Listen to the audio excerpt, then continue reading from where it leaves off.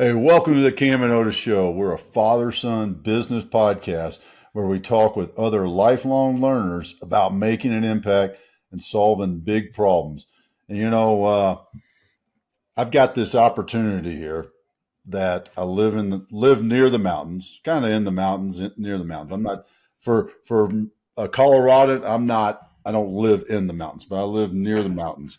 And I was up in the mountains last night, driving back down this morning.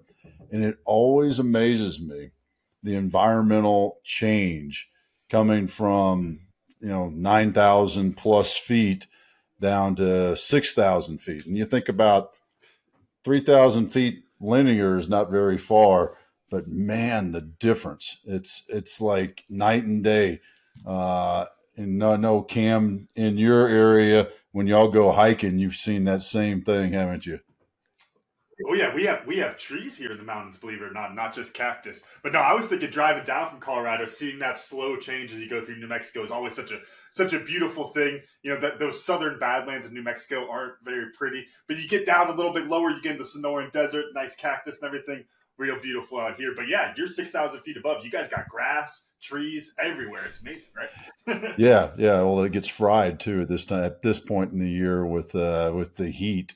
As we transition to fall and the temperatures start to drop, and by the time when this show comes out, I think the aspen will already be changing or have already changed because it happens quick. It's like a 1 week thing, and we were just and I'll still be wearing sunscreen at rugby practice. There you go. Well, and Julie and I were just talking about that transition that she's going through from her summer island life. Whether you call it or not, I'm going to call it that, your summer island life, back to the mainland of Europe. And what's that transition's about to happen for you, isn't it, Julie?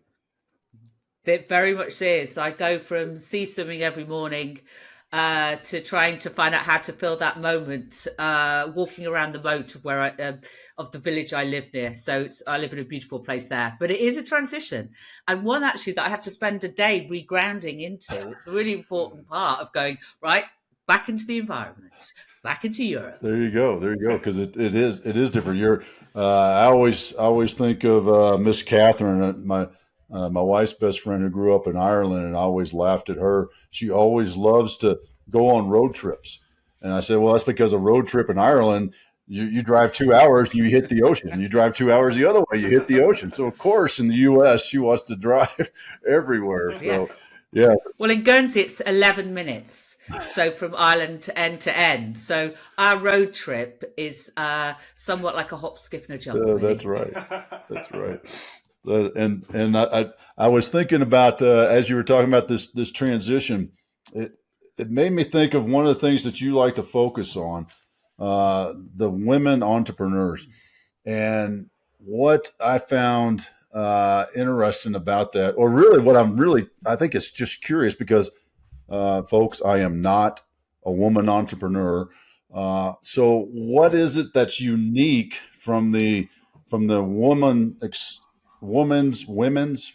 Whoa, man, I'm having a hard time. Female. That sounds weird to say it that way because it sounds too scientific. But the woman's perspective as an entrepreneur that is different. I mean, it's a great question, and of course, I'm still discovering it. The more and more female entrepreneurs, women entrepreneurs that I'm working with. But of course, in that journey, you're starting to really understand what the motivations are for that person becoming the founder and what they want. And I think that's that beginning of the difference that we start to see. I work with, I'm not making so much of a huge statement, but the women I work with and women out there are more likely to take a product or a service that is beneficial to community. It's health, it's well-being, sustainability, huge projects going on there. Of course, there are other things happening, but these are the main people. And also with education, things that are going to benefit the community. They've often got a longer runway. And this is some of the challenges that we want to be able to sort of focus on. What's different? The way we look at motivations, what growth is to us, and also the product services that we take. And there's huge learnings to have with that. I think that's actually been one of my most fun parts of this business is discovering what actually is the difference. And obviously I'm a woman, I know what is me, but what is the difference? What are those challenges? And, are they different from others starting that founding journey? And I think, it's got a lot to do with the multi-roles we take in life, the way that we look at things, collaboration, the way that we gather the right people around us, and also what we feel that we're capable of and how we can sometimes be our own barrier to what we feel success is. So, there is a lot out there that isn't worth the exploration. Of course, it's different for everybody, but there's some important questions to ask before before a founder gets going on their growth journey, for sure. Could you talk some about what those? Because you talked a little bit about the perspective there, but what are some of those advantages that women have? So I think it's always interesting when you look at those natural differences. Obviously, we're putting people into two buckets, which when you put 7 billion people into two buckets. Not everyone's fitting in there. But when you look at men in entrepreneurship, there's the money motivation that men tend to score much higher on being financially motivated. There's also more comfortable. They're more comfortable with risk generally. What kind of, and you can see how those could shape out to make a successful entrepreneur. Also ones who blow up and fail spectacularly. That's a whole other conversation. But what kind of factors like that do you see from women that play into their entrepreneurial journey? Yeah, I mean, even though if you make it not a gender thing, if you look at the sort of traits of leadership, you've got the more masculine traits, the more feminine traits. And it just so happens that women often have more feminine traits, although my mother is far more masculine traded than my dad, but that's another story. But, that whole, those beautiful traits that women have are there. Broad thinking, intuitive, collaborative, the gatherers. But the challenge is when under pressure, what do those traits turn into? And that's what we try and capture, to try and support them to be able to take right decisions and not to hold back on their growth. So I think there are some incredible traits, especially if you look at female leaders, during pressure points like COVID, the choices they took, the decisions they took, this beautiful broad perspective of community impact and how does the decision affect the broader picture. And I think this is an amazing trait, but the challenge is to try and understand how we can all play, and I would bring men in, masculine, feminine, how can we play the whole keyboard in our leadership traits? And that's what I work on with the sort of female founders, understanding some of those barriers that we face is how do we not change who we are, but how do we work and dance with the things that we need in order to grow a successful business that's sustainable, not just do the first bit, which is great idea, passion, fun, and that's brilliant. But how do we take ourselves out of the way in order that some of these great ideas that are out there stay out there? And that is my absolute mission, never to lose a great idea. So that's what I do. And and there are differences.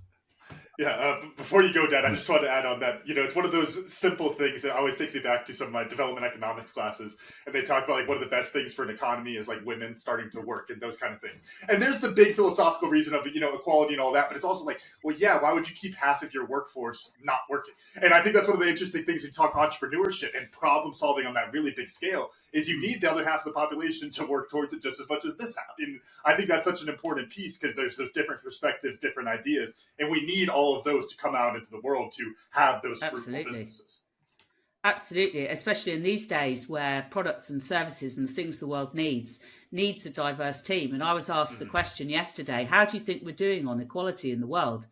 And I said, it's a really difficult question to answer because you've got pay and opportunity, and this is the base level of the way we work.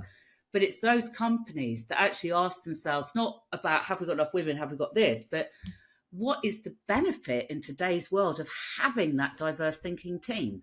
And I think when companies can grab that and leaders buy into that, that's when the magic happens, for sure. Well, and you touched on an interesting point because, and you use your mom and dad as a reference point.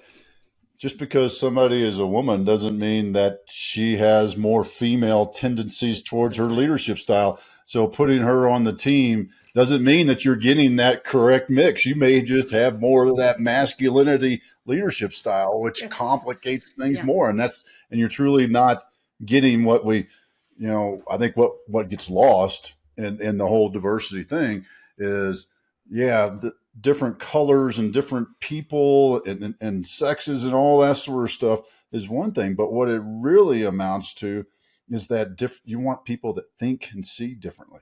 If we're all, if I'm in a room with a whole bunch of former Green Berets, it's a lot of fun, man. We're coming up with some great ideas to solve world hunger and go to the moon and all these sort of things. We're all over the map. But it's all because we all have so much fun because we all think exactly alike, and that's not that diversity where you get the better ideas. And what I'm circling back around to was my question, and I think this still is a really good question: is how do you see women in corporate positions? The so-called non-entrepreneur. And how that is different for a woman to go, because you've experienced some of this. I mean, maybe I'll let you share some of your story about growing up with your mom and dad's business, but how does that look like as a corporate woman to an entrepreneur woman and making that shift? Yeah. I mean, for me, going from corporate, I mean, it's really is that same basis. And my journey in corporate life, helping to build the family business in Europe, was phenomenal. I mean, there's just very few people in life. I loved every moment of my career. But the challenge is, if I look back on it, which is the sort of foundation for Wise Minds, I think, when I look back at that initial stage, I was very young. What voice was I speaking with as a leader, whether it's in entrepreneurship or whether it's within a corporate growth world or, brand world, whatever it was? The important thing is there was before voice, my own voice, and after when I had it. And there's such a fundamental difference because, I grew up in a big, fast-moving entrepreneurial family, and it was a lot of fun, and you learn quickly, and we always had Saturday jobs available to us. We could always earn the full sort of £2 an hour back in the day. And there's a lot of benefit from it. But what you're doing, you've got two incredible role models where you're trying to, you see success within them. So therefore, in a way, you are mimicking their voice. You're going fast. So when you get out into the entrepreneur corporate world, having that voice and using the role model's voice, it was great in terms of outcome. But in terms of leadership and developing your own style and who you are, so it sounds authentic, was gone. I think sometimes I spoke like Mary and sometimes I spoke like Doug. And in between, probably when I was in the pub, I spoke like me. But once I could really understand my personal purpose and values, I felt that I slowed the world down.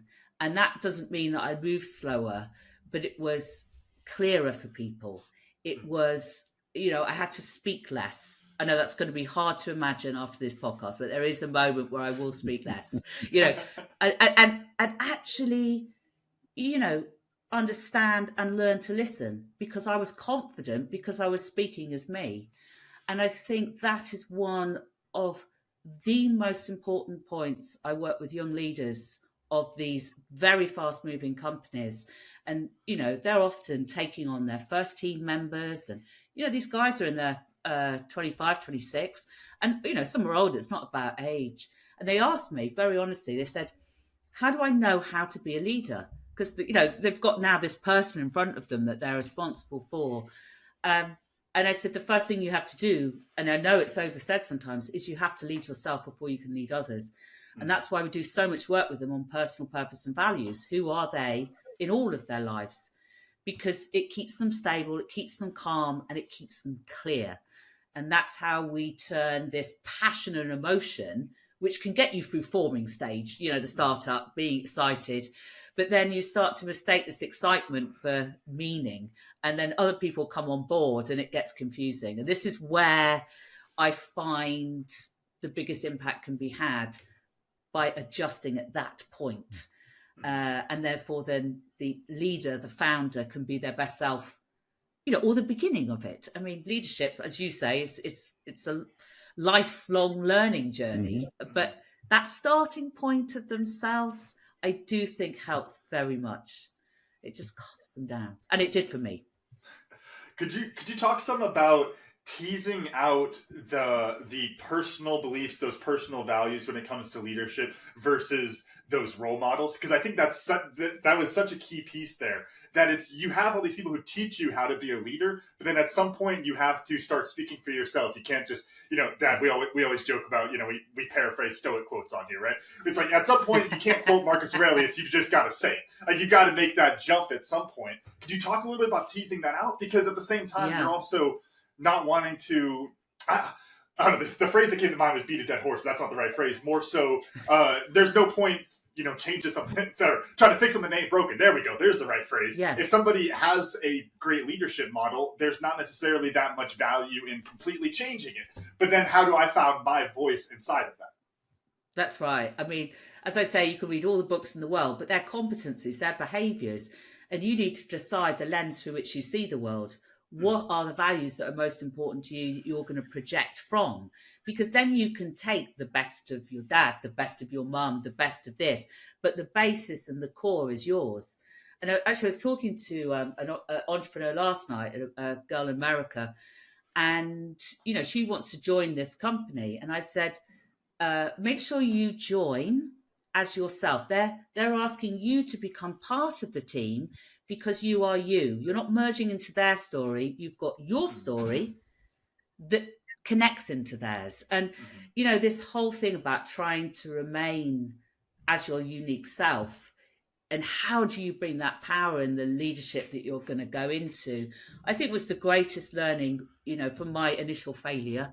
Failure stories are precious, priceless. And mine was big. I had trapped myself in my own company, and sat there and was mistaking enthusiasm for being united with the team, and it wasn't. It was just people serving.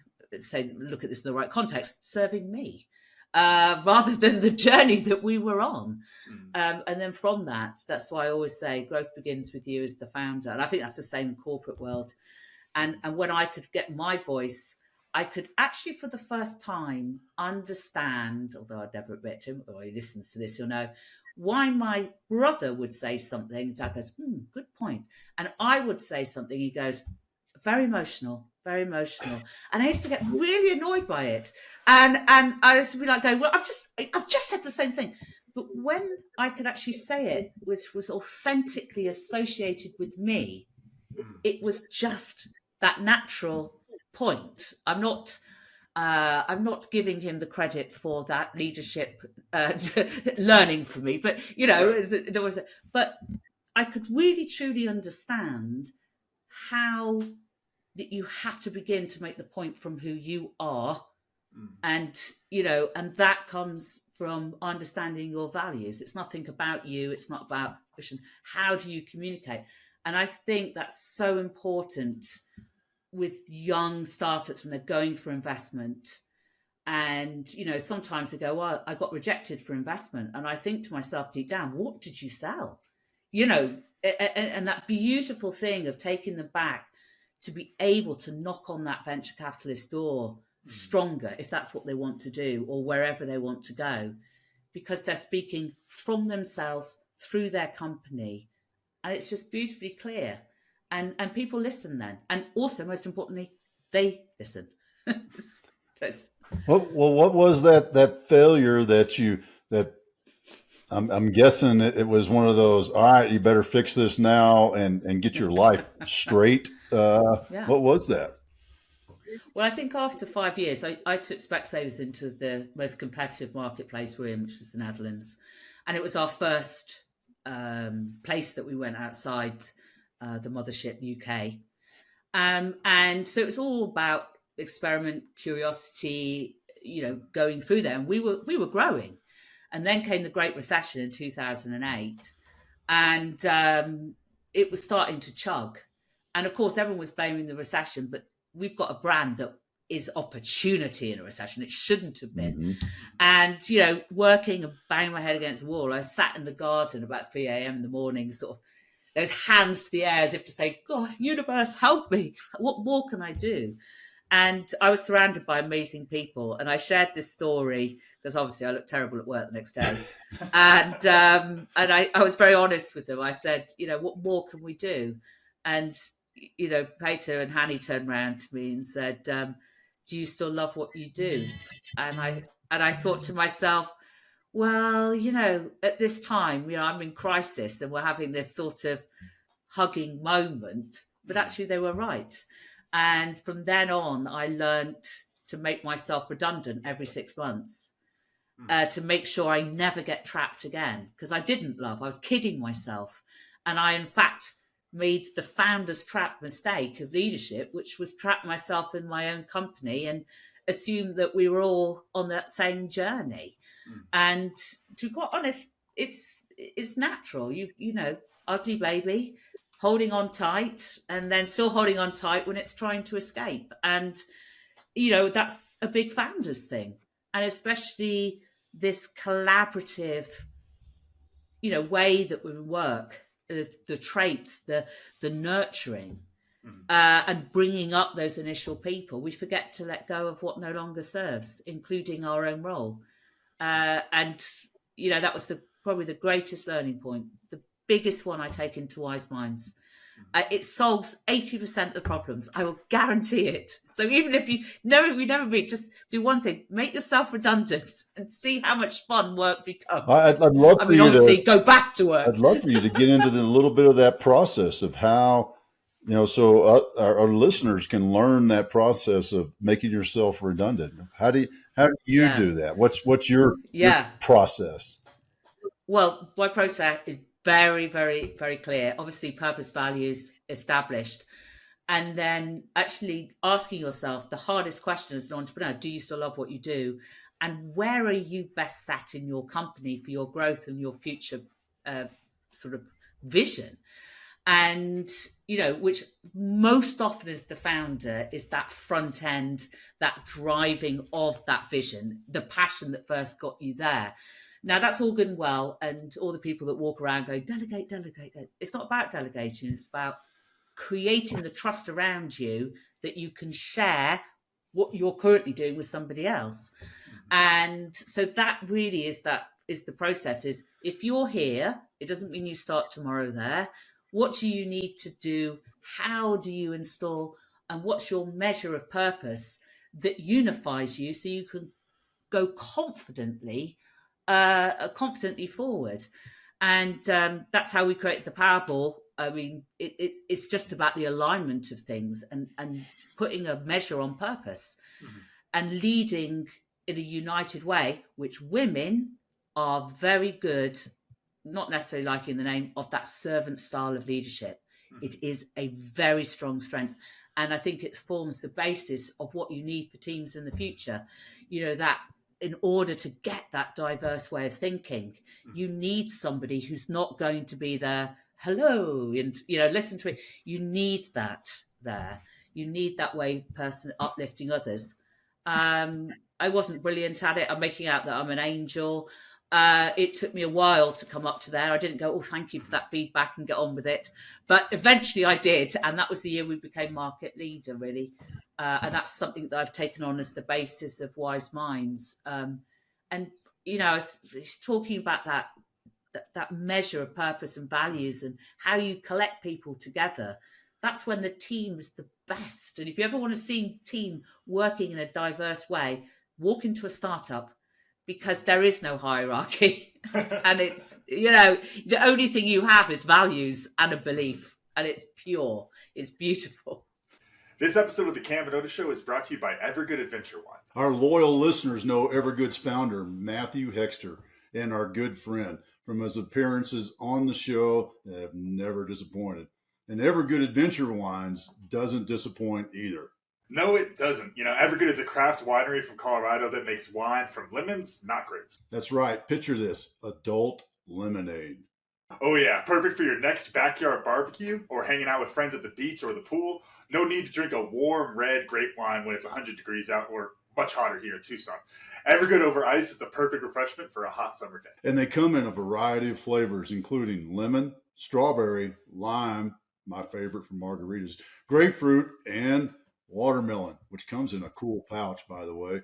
These non carbonated wines check all the boxes: gluten free, vegan, low sugar, and low in sulfites. Best of all, they taste damn good and they have fun names too. Yeah, like their OG lemon wine called Skierpy.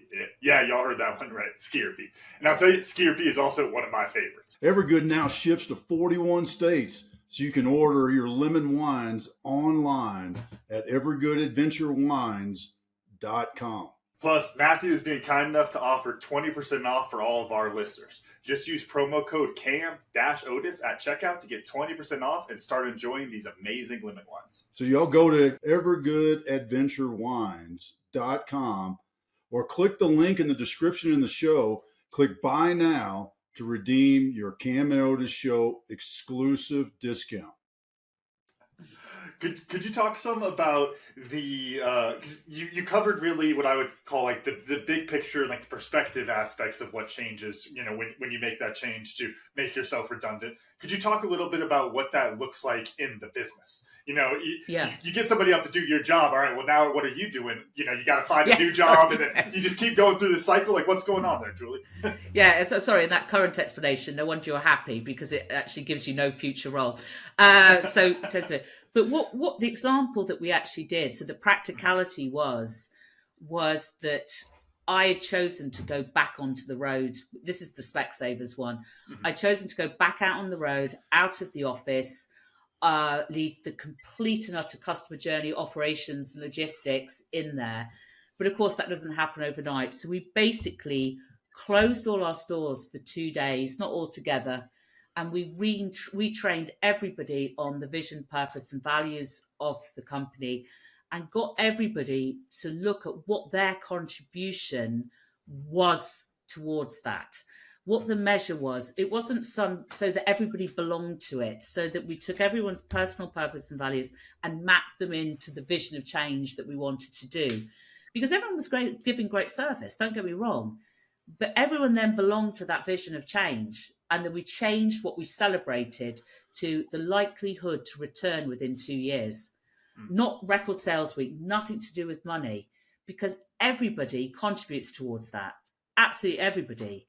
And it's measuring that purpose. It's, am I going to inspire that service enough that they'll remember me in 2 years' time and choose to come back to me in a highly competitive marketplace?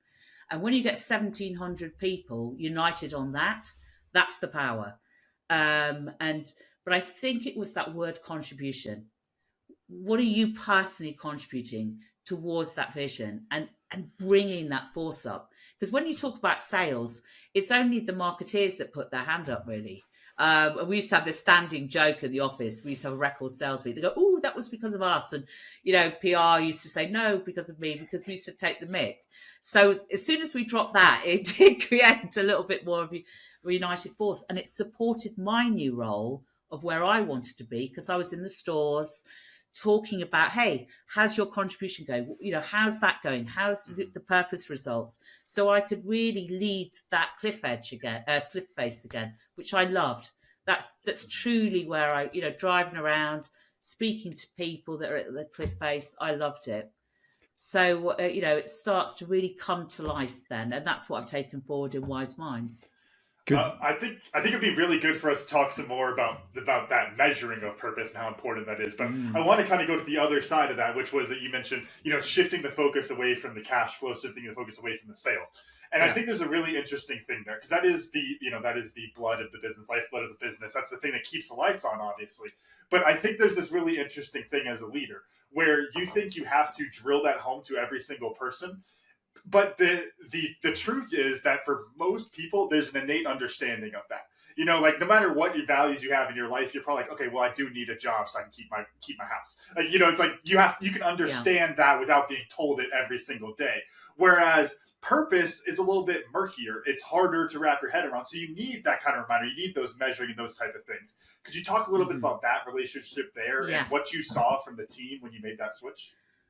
Well, absolutely. I mean, what we, if you look at it, say a store needed to increase sales by 10,000, in terms of the customers. If you said to a team, we need 10,000 more a week, or, how can we together create this likelihood to return, the greater performance is going to come from the latter, because everyone go 10,000, like, oh, well, I'm nothing to do with money. Well, people can't relate to it. But if you kind of say and talk about their sort of joint contribution, everybody is united. And we had people start making little films about what they were doing to contribute. And it didn't matter what your role was, whether you were the optometrist or whatever. It was all about service. And of course, the whole brand uplifts then. And this is something that I'm so super passionate about, that, putting a value to purpose, this is my pet project. Myself, a behavioral psychologist and a financial consultant, sat during lockdown, and we put a value to purpose. We calculated cost of sales, the lost sales, staff costs, like with turnover. And we actually created this model that we're at the moment proving about something as valuable as purpose in today's world is 20 to 40% increase in sales and opportunity. If you even think about it, if you're not connected to purpose, or you're not aligned on your customer, you think of the increase of cost of sales, lost opportunity, or if your team are all ununited, the cost of taking a new staff member, it all adds up. It's not revolutionary, but we actually did calculate that equation, because it's so important that if you've got to put money to it to prove it, that's what we'll do. But purpose-led, the alignment of your 4 key drivers was what we did at Specsavers. Are we aligned with our customer? How is the way that 1,700 people are working together? What's the culture of it? Who are the people? Who are we taking with us that are the great? Who can bring up? And what do we celebrate? And that's why I wrote a little book. What you celebrate is more important than you think. Because if you celebrate figures, you're talking to 2 people in a team, finance and marketing. Big statements, of course, but, Right. It's a conversation. It's not a contract, but normally it's about a small percentage. And when you talk about likelihood to return, you uplift 1,700 people. So it's really worth thinking about your future measure. It's not the true purpose, but it's a pretty good indication. Well, it was for us anyway. So I try and encourage it as much as possible to really get that vision of change. And that also helps female entrepreneurs, because they start, in terms of their growth, when they're looking at the vision and they've got a measure of their vision, they're less likely to block themselves worrying about the how, because they live in that beautiful curiosity, and that is where they're very good at. Rather than panicking, how will I do it? I don't know, but you will inspire that curiosity so other people can. So that is, I think, is a really important part, and it just gives people space to be the best they can be, without you going, intensely, what did you do today? Because we're all in it together, if you're the right people, of course. So that was a very interesting period. That practicality of breaking it down and getting people to think, every time we get a wrong customer, that's a cost. Yeah. And not just, we got a customer, and realizing there's a difference. That's right. I'd love to hear what's a lesson you learned from growing up in a family business with the ever opportunity to have a Saturday job that is still part of your leadership, your wise minds as you go forward. What's that core thing that you gained as a young lady, young child working those jobs? Yeah, well, I think even just in life, your first initial jobs, always turn up on time. Do as you're asked, and do a good job no matter what it was. And I picked frames for £2 an hour, but I was also a KP in a kitchen restaurant, and that's where I really learned. I really learned absolutely everything, because you can watch how a kitchen works and roles, responsibilities, how you have to be nice, because everyone's in a chain. I mean, of course, I was doing the washing up, so I was kind of last out, first in. But it taught me how it works, watching it, respect, time. And I think that's a very important one. But coming from an entrepreneurial family, I realized that growing businesses should be fun. I mean, I know my sort of parents were very frustrated sometimes when it didn't go their way, but they were never miserable. They never came back and complained. That it was always, failures were always seen as, right, what can we do instead? And I think that is a very healthy way of looking at it. And also finance. They grew a £3 billion business, and they never took a finance loan. And I think they only spent whatever they earned. And how they collaborated with partners and partnerships from a very early stage. Our house, from a very young age, was always full of parties, good people, and people having fun. So I always associated growth and business as, oh my gosh, it's really fun to have your own business. It's fun to be growing. And I think that was a very important thing of learning. And I got that from both of them. Surround yourself by people who know more than yourself. And I think, and then I added into that with Specsavers, and make sure you give them the space to be the person they are. So that was my little mistake in learning. But I think that was the biggest learning, being an entrepreneur. Growth is fun, and surround yourself by those people and bring them in unified. And my mum has a mantra: never take more from the earth than what you bring. So that shared profitability was a big one. And that's why we've always worked in partnership, joint venture. This episode of the Cam and Otis Show is brought to you by Tribe and Purpose. Are you tired of dealing with the cost of bad leadership? It's time to make a change. The Green Beret Leadership Program is your key to unlocking the full potential of your team. By using GBLP to develop leaders in your business, you'll get a proactive and responsible team that embraces challenges, takes calculated risks, and takes action without constant supervision. Developing great leaders can take a lot of time and energy, and that's why businesses tend to opt for the trial by fire and the school of hard knocks path to leadership.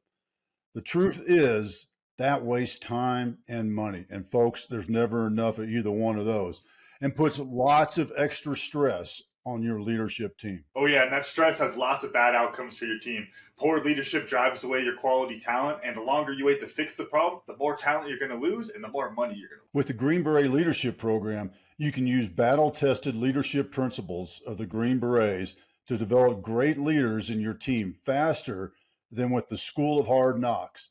You'll see changes in just a few short weeks. And the longer you wait to take action, the more damage poor leadership can do and will do to your business. Learn more about the impact of GBLP, that's the Green Beret Leadership Program, can have on your business, and schedule your free coaching call with the Green Beret Coach.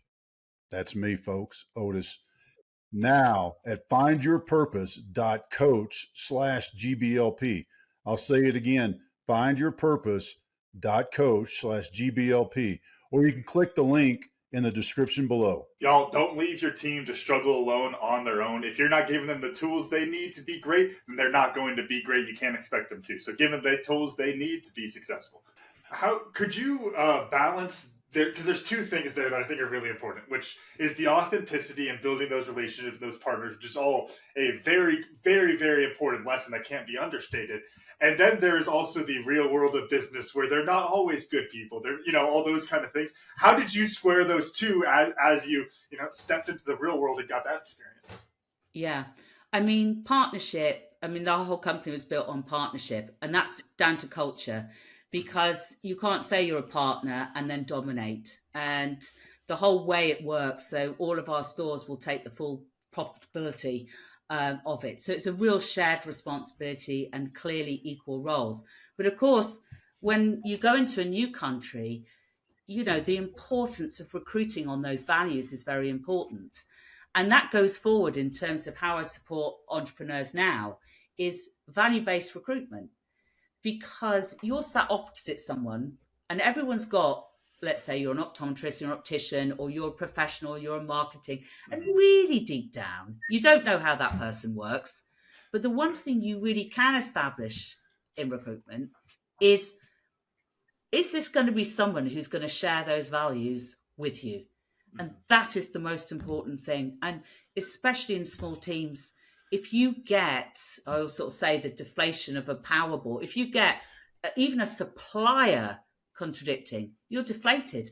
And that's going to make it very hard to be effective in what you're doing, especially in those small teams. So I kind of work with them on value-based recruitment, is have the conversation about values more than skill. And that goes with partnership as well. Can you talk us through an experience that you had with a vendor? Because I think that's a really good example for everyone to understand is, I might be getting a good deal, but our values don't align. Talk us through one of those experiences, please. Yeah, I'll do. Obviously, I won't mention names. But I think the challenge for many suppliers is, especially when you're trying to find somebody that's unique as a small business, someone who's going to take you seriously. And that is very, very important. And how you... we had a situation where it had gone wrong, where in the end, it was so misaligned. We were ending up doing a lot of the work and leading them so much in social media. We might as well have written it ourselves, because we didn't check it's not the right thing to check. We didn't look at the values that they had in their team. So their team were overworked and strapped. We didn't look at how you treat people. So there was a complete and utter conflict in that, because we were on the end of this poor team that were doing twice the amount of work they should have been.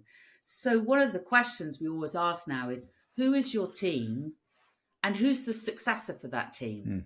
So that you want to see, are they thinking today? Are they thinking tomorrow? And are they going to be there? And I learned that one from my father.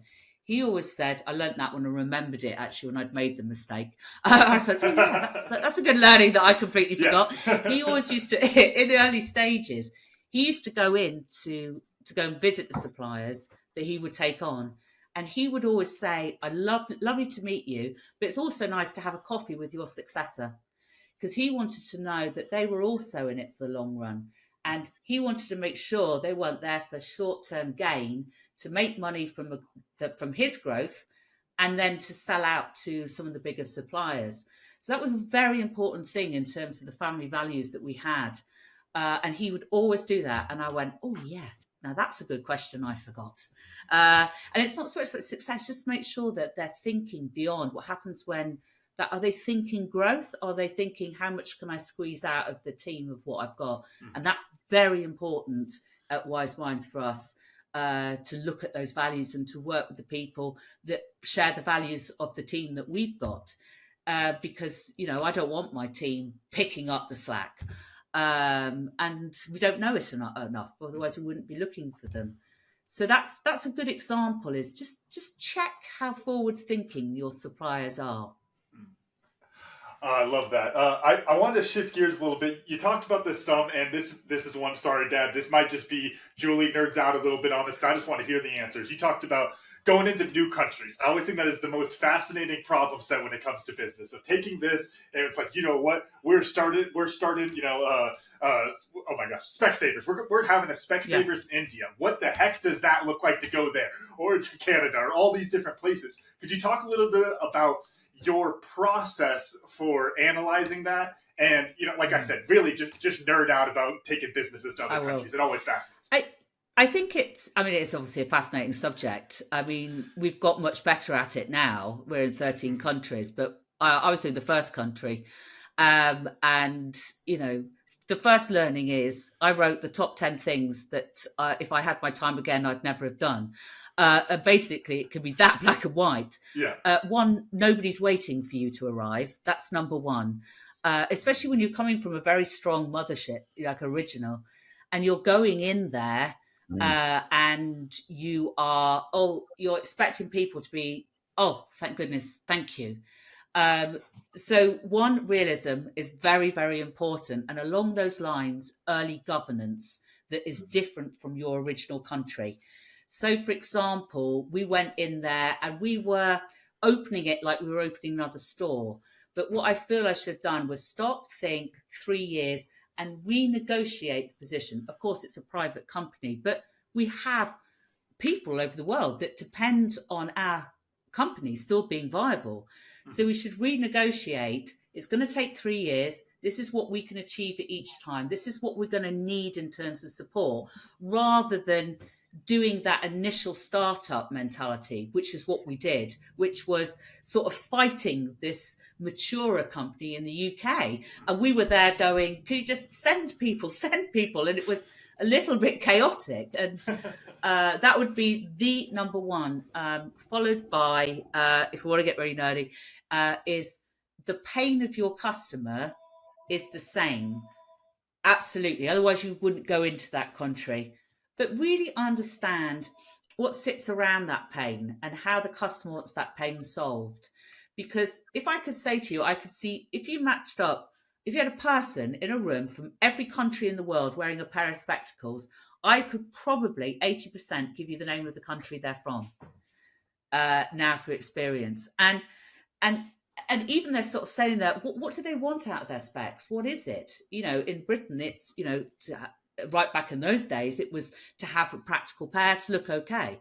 But students in Europe, they, you know, want to make a statement.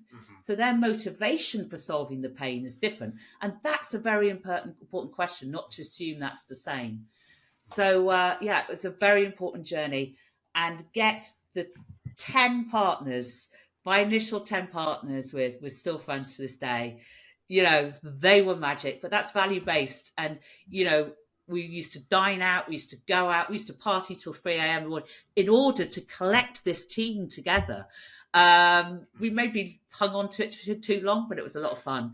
But get those people on there and really bring them united and share that responsibility, because there's a certain type of person in life that loves that first challenge and change. But those would be my greatest piece of advice. But it was a lot of fun and we learned a lot.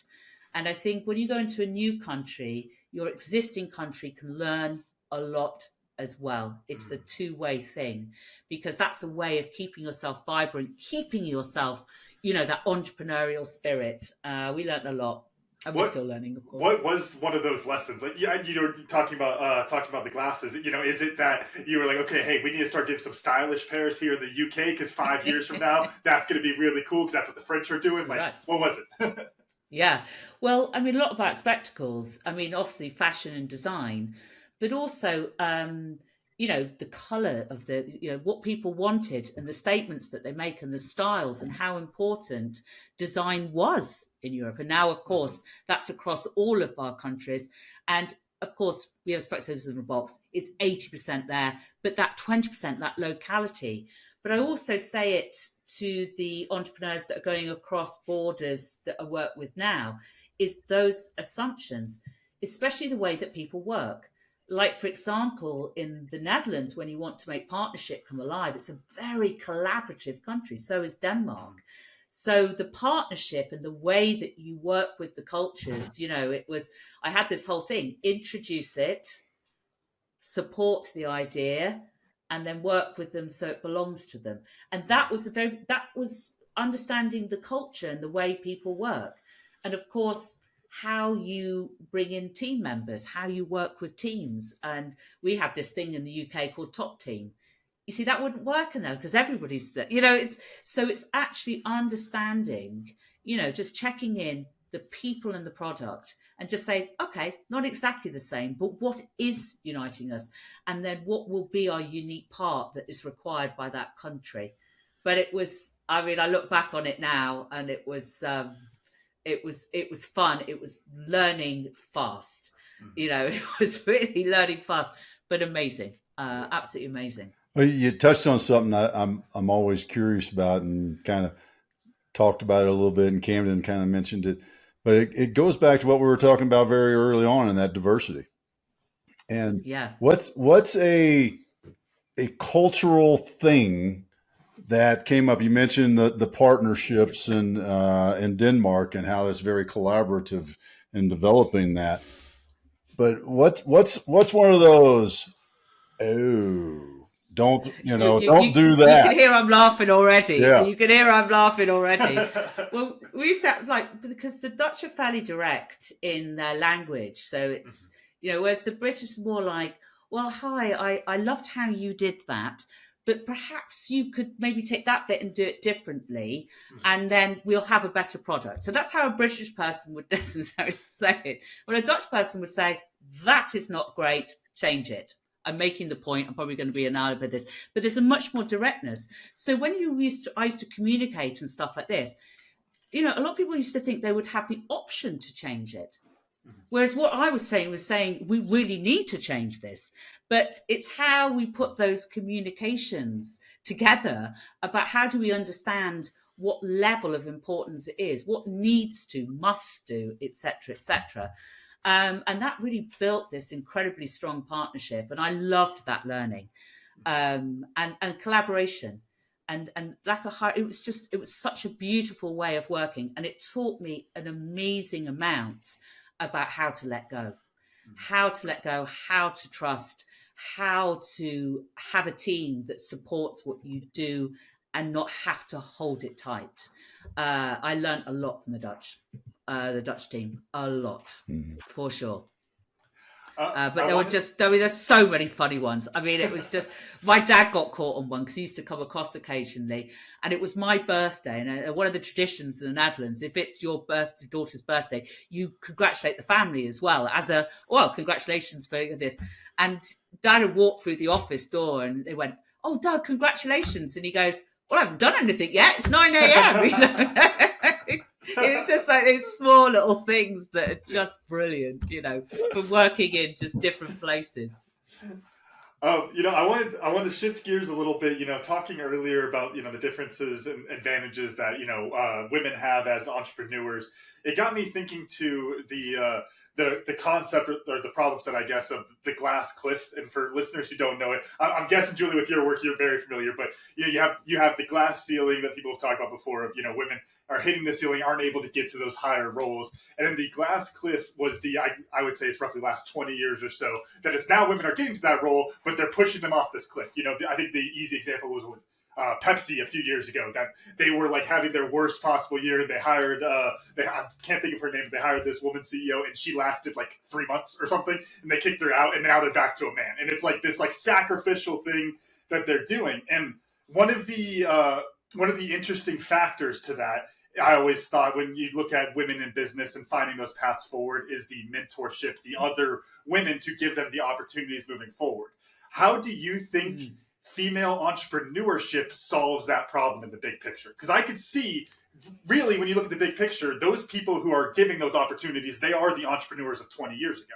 So is this the path to fix that glass cliff? I don't know. It's a really interesting question, because everyone always goes to the role of the CEO. And I suppose you have to ask whether that's the coolest role to have. Is that the aspiration? Is that how we measure it? But I think, going back to the entrepreneurial point, is that by trying to get entrepreneurs and leaders to look at how to build these diverse teams, and obviously the CEO one, I was just joking about that role, but how you look at diverse teams has to start from the top. And that requires the change, and that change will come from evolution throughout the company. But we have to start at the bottom. There was a very interesting article in Harvard, I think it was last year, where it actually challenged, are we setting our companies up for enough growth? Is it our own problem that the economy is stagnating? And I thought, on a train. And I thought, oh my gosh, that's so true. How we set up our companies in this hierarchical fashion, And how do we set these growth groups, these growth teams, in order to challenge the growth of companies, not from looking at it from a hierarchical, how do we evolve, how do we put icing on the cake of what we do, but how do we set up diverse teams in order to get the growth that we need, that's going to get the economy going, is going to not solve the problem of today, but really change it, design thinking. And that is where I think entrepreneurial female founder leaders are brilliant at, because of this whole bit that they are happy leading, challenging, curious. And I think that's how you develop leaders of the future, leaders of growth. And it's not always leaders of people, but leaders of people who bring growth, maybe that's a better way of saying it. But it was a very interesting article. And I use it quite often about, because entrepreneurs get very nervous about, you haven't got the team. I said, you've got the best team, because you have a growth team. It doesn't matter that it's only 3 or 4. You have a growth team that's working on the growth of your company every day.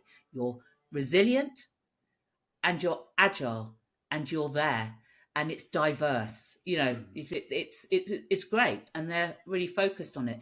So interestingly enough, how it can help the corporate world is by looking at how you can have these diverse teams. And if we want equality, I think as much as the equal pay, the equal opportunity is very, very important, of course. But unless companies understand the benefit of diversity and leaders who can lead diverse teams, giving everyone the choice to be heard, to listen, to be there, and to build those teams, that's where it's going to fall flat. There you go. There's my soapbox. Right? Solved it. There are some ideas, some thinking in there.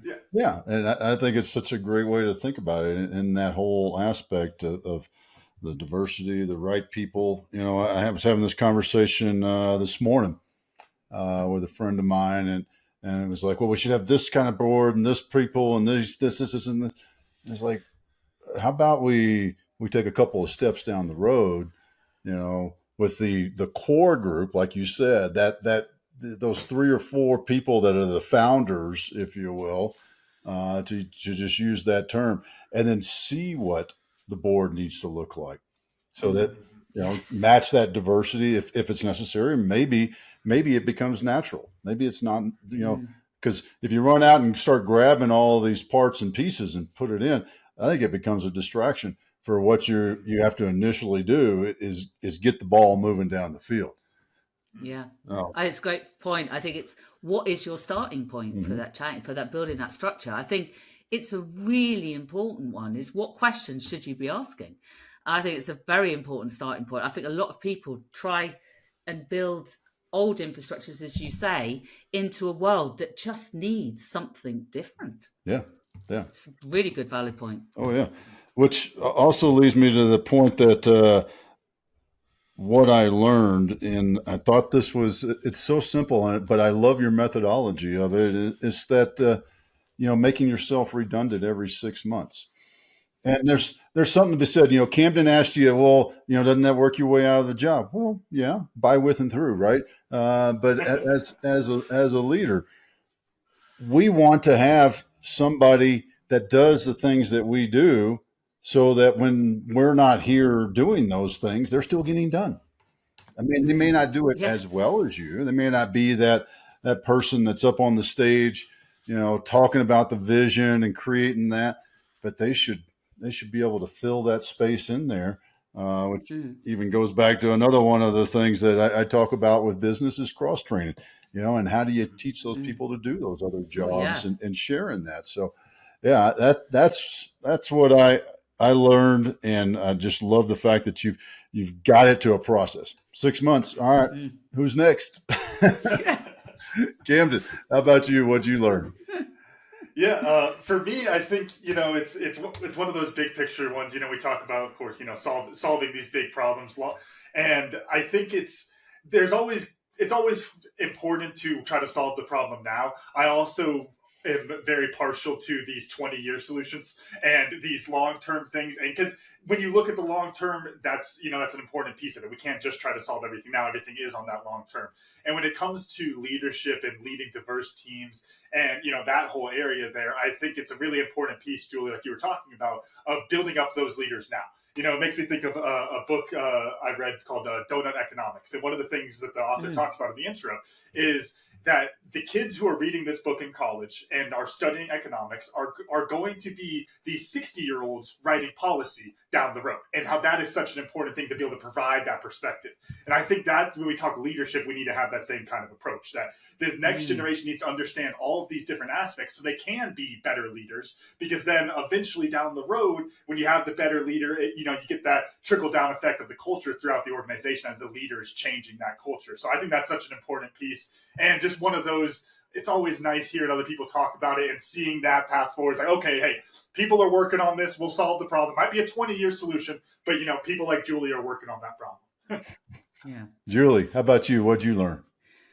I think I love your questions. I must admit, just having a conversation about things that you don't, excuse me, you don't always talk about, like equality and like the glass cliff, they're very important reminders of some of those little milestones that you have to be careful with in growth.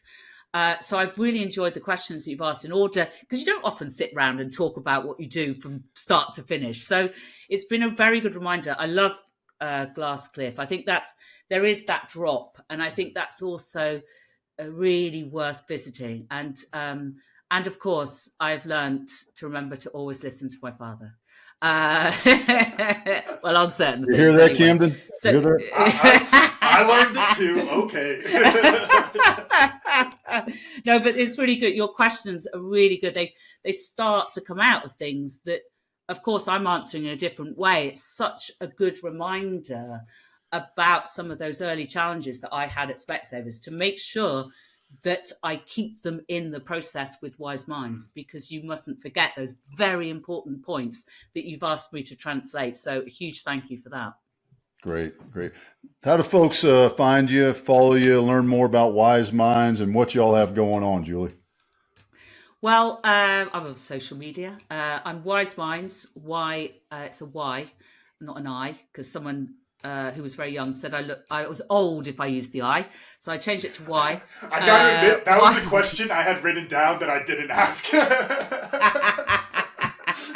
But it's right, and now it's like this, and because I was wise like an owl, which is not the sort of culture of what we do. So we've got a website, wyseminds.com, on LinkedIn, reach out. You can also go on completely free and do the alignment to purpose and values evaluation, and you get this full report that we've written bespoke to your company, how you've answered it. And it also gives you, if you're brave enough, it gives you an estimation of your lost opportunity costs for your misalignment. But you can be brave or not.